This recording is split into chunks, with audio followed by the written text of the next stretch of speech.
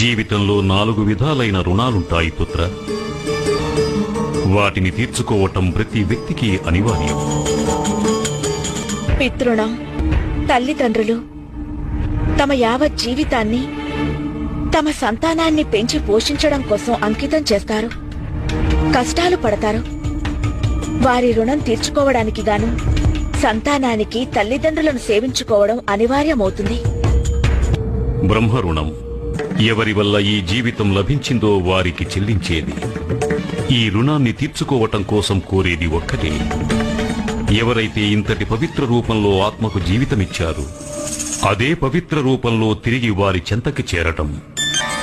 దేవరుణం దేవతలందరికీ చెల్లించేది.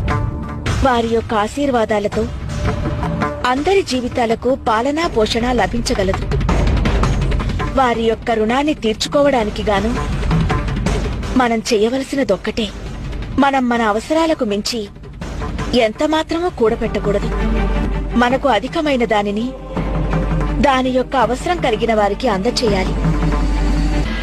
ఇక 4వ రుణం ఋషి అనగా గురువుల రుణం. ఈ రుణం తీర్చుకోవటానికి ఏం చేయాలంటే, గురువుల ద్వారా సంగ్రహించిన జ్ఞానాన్ని దాచుకోకుండా ప్రతి ఒక్కరికి పంచి ఇవ్వాలి. జ్ఞానాన్ని వృద్ధిపరచాలి.